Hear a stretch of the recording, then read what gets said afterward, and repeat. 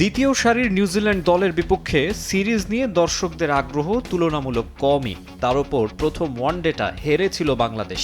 নিরুত্তাপ সিরিজেই প্রাণ ফিরিয়েছে নাহিদ রানার গতি। বৈশাখের প্রখর রোদে টাইগার পেসারের আগুনে পড়েছে কিউই পাখির দল। 3 ম্যাচ সিরিজে সমতা ফেরানোর নায়কই এখন শিরোনামে। 50 ওভার ক্রিকেটে পরপর 2 সিরিজে পেলেন 5 রানের স্বাদ।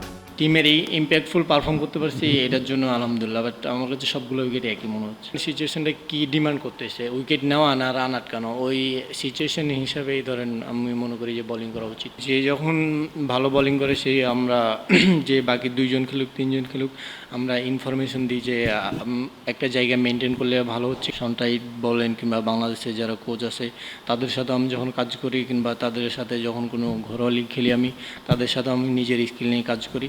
নাহিদের 10 ওভারের 59টা ডেলিভারি ছিল ঘন্টায় 140 কিলোমিটারের ওপরে।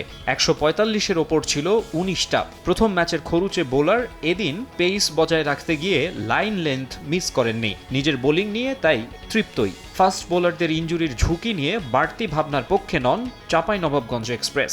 আপনি যদি যুদ্ধে নামেন তো কখনো ধরুন গুলি খেলার ভয় করবেন না। সেরকম আপনি যদি ক্রিকেট খেলেন তো ইনজুরি আসবে, ইনজুরি পড়বেন, এটা স্বাভাবিক। বিসিবিতেও যারা ওয়ার্কলোড ম্যানেজমেন্ট আছে, ফিজিও বলেন, ট্রেনার বলেন, তারা অবশ্যই দেখে এবং কোন ম্যাচটা কোন সিরিজে কয়টা ম্যাচ খেলবো তারা আগে থেকে ডিসাইড করে রাখে। ম্যাচ পরবর্তী সংবাদ সম্মেলনে নিক কেলি একরকম চ্যালেঞ্জ জানিয়েছেন। সিরিজটা তারাই জিতবেন।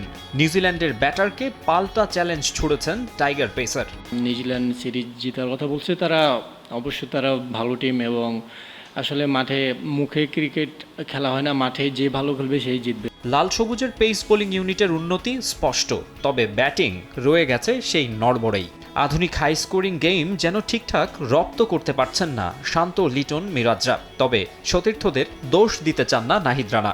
ব্যাটাররা ধরেন টার্গেটে 280, 290, 300 চেস করছে, তো অবশ্যই তারা তাদের জায়গা থেকেই তারা সবসময় বেটার এবং দেশের জন্য তারা সর্বোচ্চটা দিয়ে খেলার চেষ্টা করে এবং সেটাই করছে।